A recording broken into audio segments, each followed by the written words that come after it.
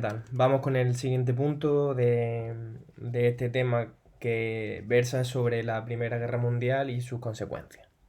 Hoy, y una vez que hemos visto todas las causas y desarrollos de la Primera Guerra Mundial, veremos la que puede ser su mayor consecuencia, que es la Revolución Rusa, que la tenéis en vuestro libro en el apartado 6. Mirad, la Revolución Rusa podríamos decir que es el mayor acontecimiento del siglo XX. Las imágenes del asalto al Palacio de Invierno por los bolcheviques, que protagonizaron la noche del 24 al 25 de octubre de 1917, han poblado durante décadas los sueños y las pesadillas de buena parte de la humanidad. De hecho, todavía hoy siguen estas imágenes del comunismo y de la revolución siguen bastante presentes como un icono bastante inquietante en el imaginario de muchas personas. La importancia que tiene la Revolución Rusa, como dice Eduard Carr, básicamente es que constituye un punto decisivo en la historia. Podríamos decir, como acabo de comentar, que es el mayor acontecimiento del siglo XX. ¿Por qué? Porque representó el primer desafío abierto al sistema capitalista, que hasta entonces se había desarrollado sin apenas problemas. Vimos que había habido otras revoluciones, pero quizá con algún nivel importante de desafío al sistema capitalista podría haber sido de 1848, pero no sería hasta esta revolución, hasta 1917, cuando de verdad el sistema capitalista se vería realmente amenazado por otro sistema económico opuesto. La, la potencia, por así decirlo, de la Revolución Rusa puede medirse desde el primer momento por el deseo de construir una utopía con todas las consecuencias eh, que pudo tener aquello, pero también porque generó un mundo de opuestos, por así decirlo. Por un lado, fue deseada por todo aquel que quería cambiar el mundo, que quería un mundo nuevo, sin opresión, con derechos laborales, con libertad, pero por otro lado fue odiada por todos aquellos que vieron en la revolución la realización del terror genocida y de un imperio prácticamente burocrático y autoritario. En definitiva, como decía, la Revolución Rusa eh, podemos decir que es el mayor acontecimiento del siglo XX. Y por eso vamos a dedicarle un poquito más de tiempo, un poquito más de energía en este tema.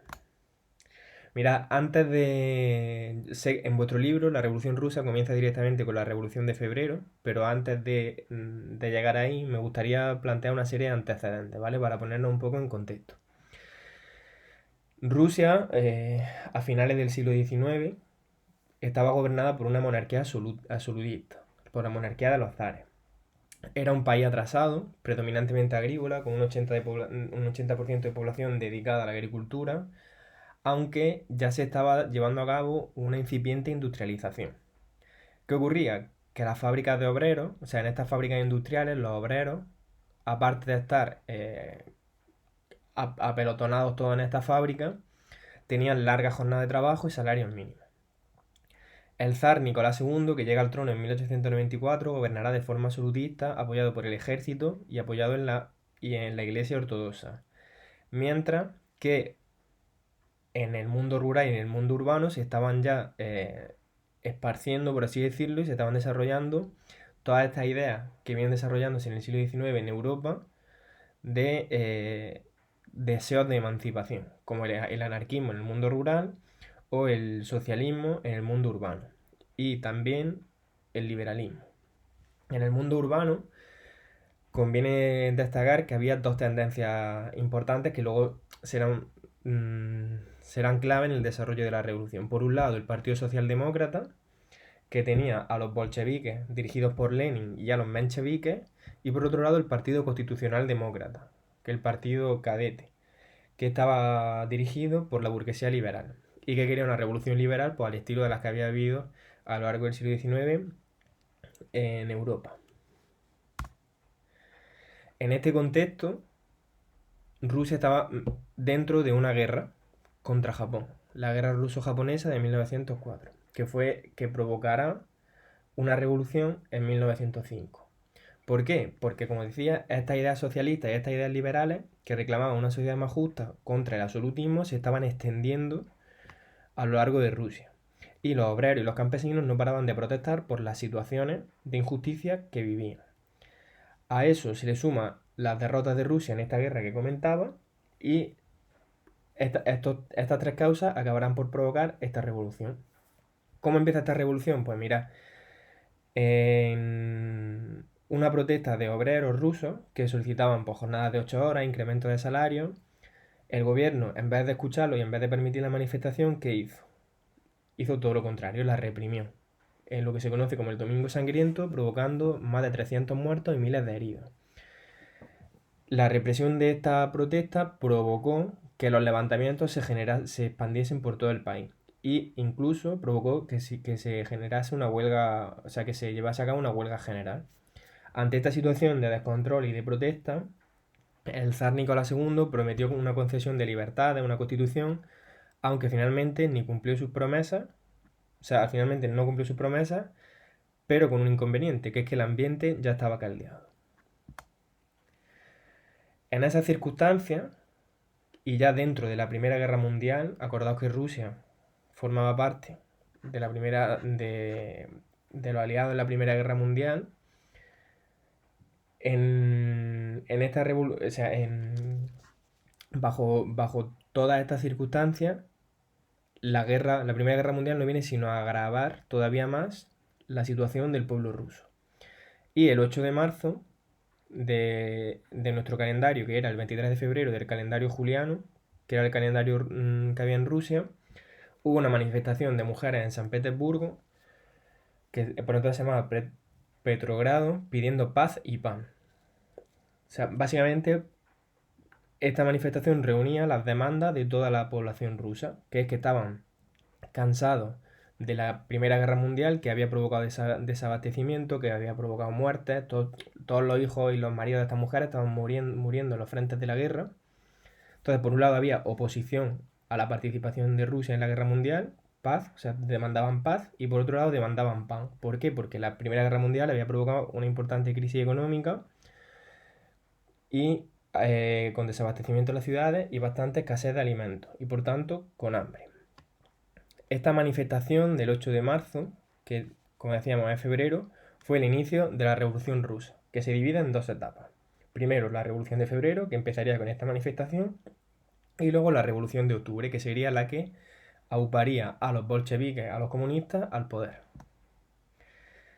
A la manifestación del 23 de febrero le siguió una huelga general y amotinamientos en los cuarteles. Ante la situación, y ya con un país inmerso en la pobreza, en mitad de una guerra y con la población protestando, finalmente el zar Nicolás II abdica y se proclama una república con un gobierno provisional, que se comprometió a convocar elecciones para una constitución y para convertir Rusia en una democracia parlamentaria.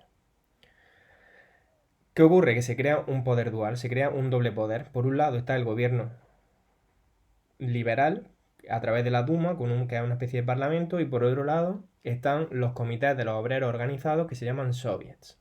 ¿Vale? Por un lado, la Duma llevando a cabo una serie de medidas sin un poder efectivo y por otro lado, los soviets.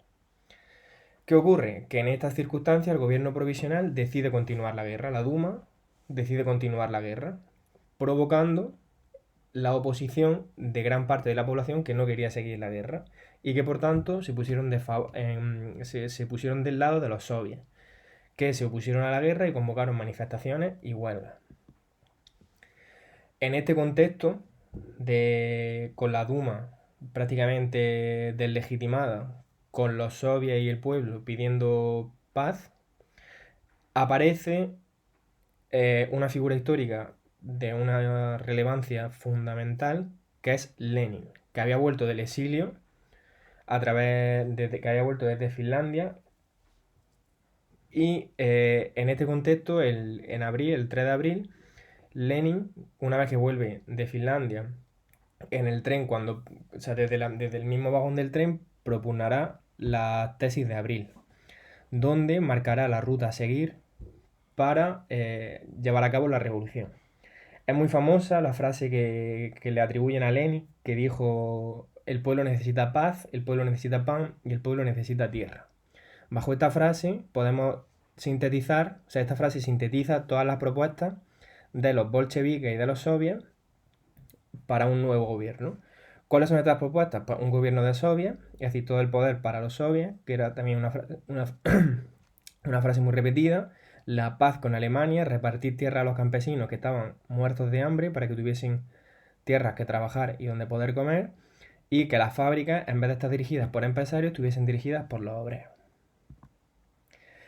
En este contexto y con el apoyo de los soviets, habían creado su propio ejército, la Guardia Roja, y Lenin, junto con los soviets y los demás miembros del partido bolchevique, habían preparado una insurrección para el día 25 de octubre.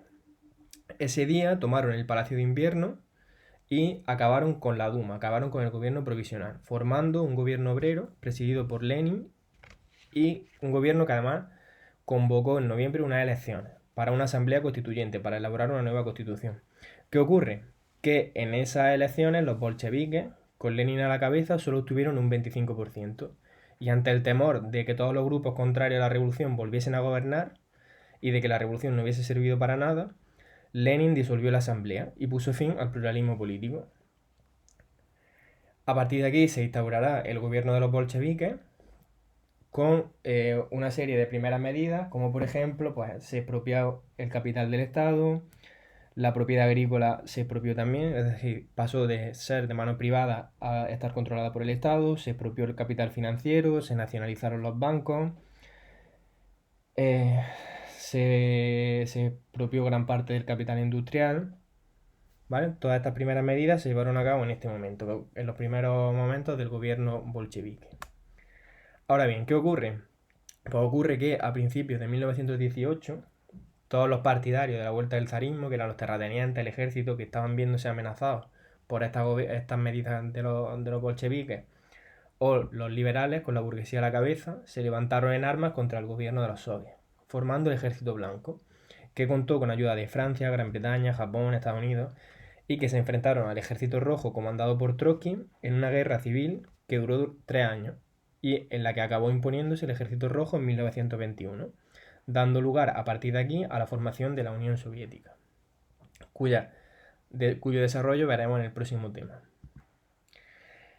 Simplemente conviene señalar como consecuencias importantes de la Revolución Rusa, por un lado, las repercusiones internacionales que tuvo, y por otro lado, una cuestión bastante interesante, que es la de la liberación de las mujeres. Por un lado, repercusiones internacionales. Como he dicho al principio, la Revolución Rusa fue el mayor acontecimiento del siglo XX porque supuso un desafío abierto al sistema capitalista, porque creó un mundo paralelo y un mundo opuesto a este sistema que por entonces era hegemónico. Por así decirlo, como dice Rosa Ferré, fue un asalto a las mentalidades. Generó por un lado esperanza y por otro lado temores. Y el comunismo se extendió por todo el mundo. Pues hubo intentos en Alemania con Rosa Luxemburgo, en Hungría con Bela Kun, en España, y tras la Segunda Guerra Mundial, que acaba en 1945, se creó un bloque de países comunistas opuesto al bloque occidental de países capitalistas, que tendrían pues a Cuba, Vietnam, China, Corea, Senegal, Ghana. Eso por un lado. Y por otro lado, otra de las consecuencias importantes de la Revolución Rusa, como explica muy bien Wendy Z. Goldman, perdón, será la liberación de las mujeres. Se tomaron medidas que a día de hoy incluso serían bastante radicales. Tened en cuenta que en este momento, o sea que estamos hablando de 1918. Varias de estas medidas pues, fueron la socialización del trabajo doméstico, es decir, que la mujer pudiese incorporarse al mundo laboral sin tener que ocuparse también de sus casas. Se propuso el amor libre, se declaró la igualdad de género, se legalizó el aborto, ¿vale? Todas estas medidas fueron bastante revolucionarias, aunque muchos avances fueron revertidos posteriormente. Hasta aquí iría la explicación de este punto 6 de vuestro libro, la Revolución Rusa. Espero que, como siempre, que os haya servido y seguimos en contacto por el modo y por Seneca. Un saludo.